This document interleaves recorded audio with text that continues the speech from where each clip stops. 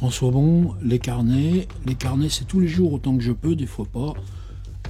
La semaine dernière, pile mardi, c'était pareil, c'était en fin d'après-midi et se profilait à 19h l'atelier d'écriture qu'on fait en direct. C'est-à-dire que pendant une demi-heure, là, t'es plein dans la densité, tu sais qu'il y a juste 20-25 minutes pour parler, après, surtout par internet, c'est trop, puis ensuite ça part en écriture, et après moi je retrouve une heure après, et on discute des textes.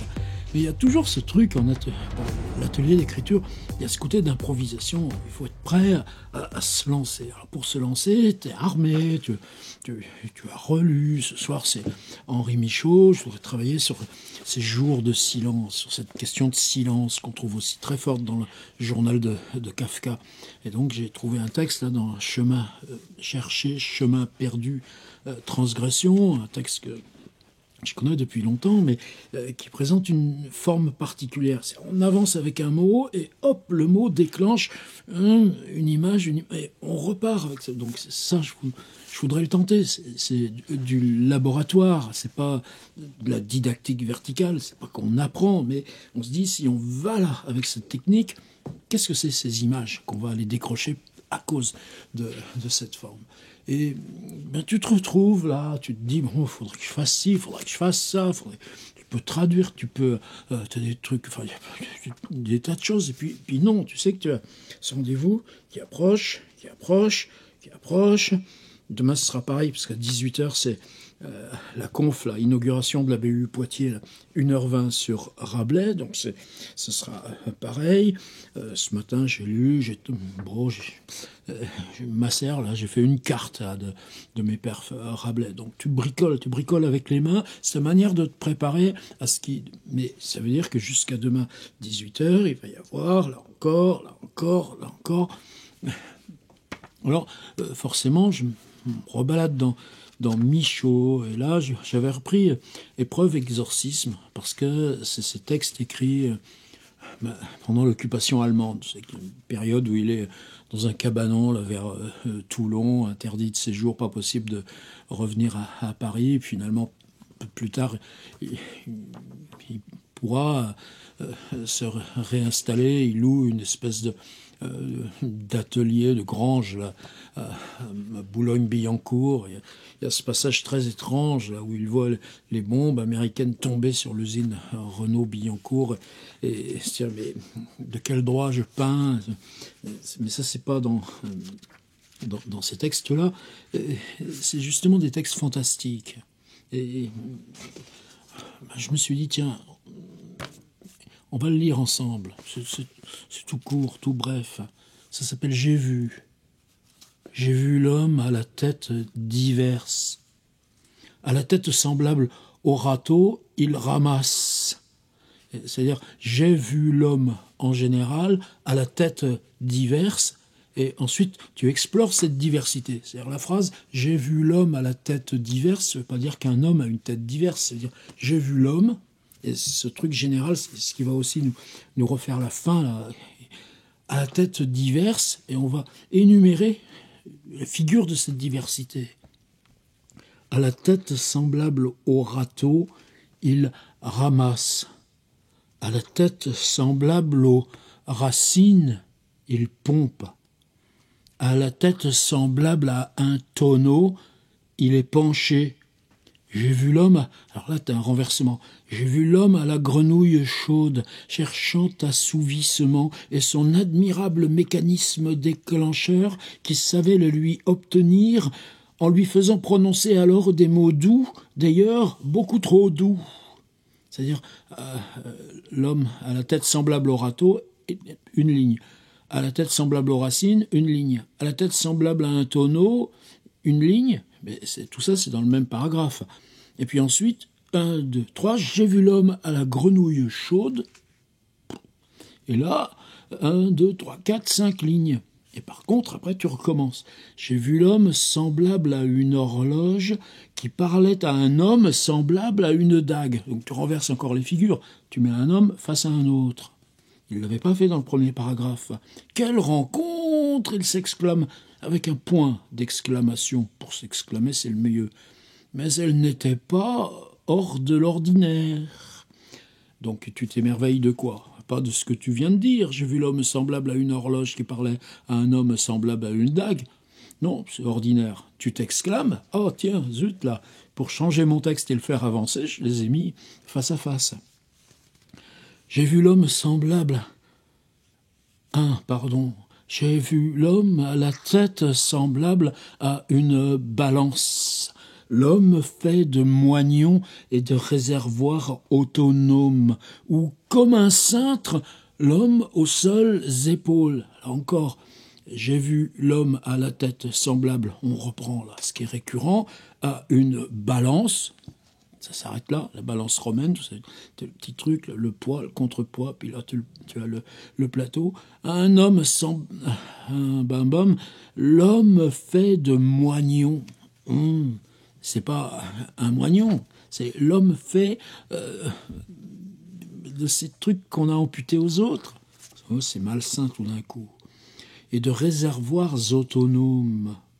Et puis ensuite, tu renverses. Tu dis à quoi ça ressemble avant de dire que c'est ou comme un cintre l'homme aux seules épaules. J'ai vu l'homme à la tête pétillante et voulant m'en approcher, je n'ai pas pu. La vérité, je n'aurais pas voulu avoir à le nourrir. Seulement le connaître est plutôt de profil comme... La vérité, je n'aurais pas voulu avoir à le nourrir, seulement le connaître, et plutôt de profil et d'une certaine distance à ne pas se laisser combler inconsidérément comme on observe un tigre sans le dompter. Alors pourquoi je me suis planté en lisant? Je monte pas, hein, j'envoie tout direct. Je n'aurais pas voulu avoir à le nourrir, seulement le connaître, et plutôt de profil. Je veux bien le connaître, mais à condition que ce soit de profil.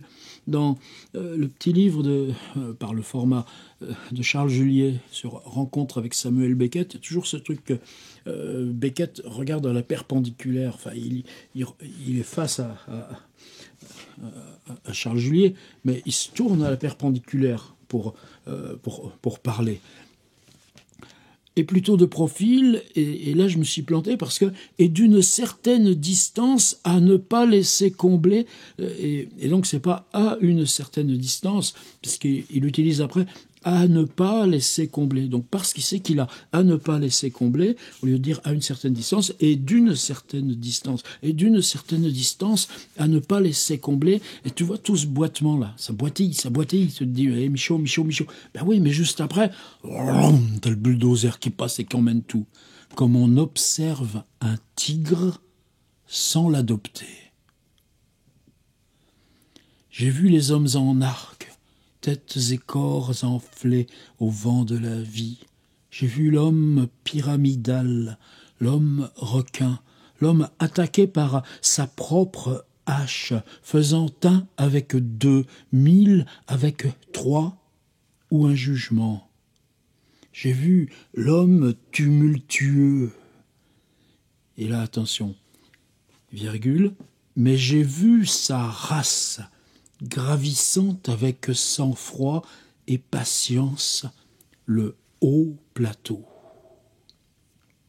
J'ai vu sa race. Alors, la race, pour dire, c'est quelque chose qui est intérieur, c'est ce qui te détermine, et on a essayé, on essaye de rompre avec ce vocabulaire qui a fait tant de dégâts, mais tu peux dire c'est ce qui définit ta communauté, qui l'a fini dans son étroitesse, sa violence. J'ai vu sa race gravissant avec sang-froid et patience le haut plateau. C'est-à-dire que tout d'un coup, tu as tous ces hommes, l'homme à la tête diverse, il dit. Et puis tout d'un coup, ce qui est leur communauté qui les rassemble se détache d'eux et grimpe où? Là-haut, au plateau. Et là arrive le dernier paragraphe. Tandis qu'elle perdait les siens. Pour l'instant, tu n'as eu que l'homme, donc que d'huile. Alors, tu arrives avec tandis qu'elle perdait les siens, tu mets du temps. Où il y a un féminin? Eh bien, le féminin, c'est forcément sa race. C'est juste ce général qu'il y a deux lignes au-dessus. Tandis qu'elle perdait les siens, des spermatozoïdes toujours jeûnés en remettaient d'autres au berceau qui reprendraient toutes choses au point voulu. Donc la phrase est cohérente, c'est-à-dire, tandis que sa race, elle qui est montée là-haut, perdait les siens, des spermatozoïdes toujours jeûnés, oh là là, j'ai du mal à parler, des spermatozoïdes toujours jeûnés, en remettaient d'autres, et le d'autres, c'est forcément tous ces hommes, les divers, qui reprendraient toutes choses au point voulu, mise en boucle, et là, cette phrase de fin. Et elle les regardait, et me regardait, et nous regardait tous passer silencieusement. C'est-à-dire que tout d'un coup, cette race qui nous rejoint en tant que concept, qui est montée sur ces hauts plateaux, elle les regardait. Là, on reste dans le texte. Mais, et me regardait. Moi qui viens d'écrire ça, j'appartiens à cette communauté, et nous regardait. Toi, lecteur, tu m'as lu ? Eh ben, nique ta race, t'es dedans aussi. Et ils nous regardaient tous passer, silencieusement. Il n'y a aucune aide. Et puis tu vois, je m'étais même pas aperçu que là, à 39 minutes de lancer mon atelier sur ce texte « Jour de silence », ce texte-là qui m'a arrêté. Oh, il y en a d'autres ici, hein. Le tout premier, j'arrive jamais à comprendre. Tu peux le relire des années, et tu. C'est pas le premier, c'est un tout petit peu plus loin. Les masques du vide. Souvent m'apparaissaient dans le retrait de moi-même les masques du vide. Les masques que prend le vide ne sont pas pleins. Ce ne lui est pas nécessaire, etc. Henri Michaud. Ce soir-là, ça va être 2 heures de travail avec mes parents. Donc, je reste dedans, qu'est-ce que tu veux. Fin du carnet, à demain. Demain, je vais à Poitiers. On va bien trouver des petites images à faire quand même.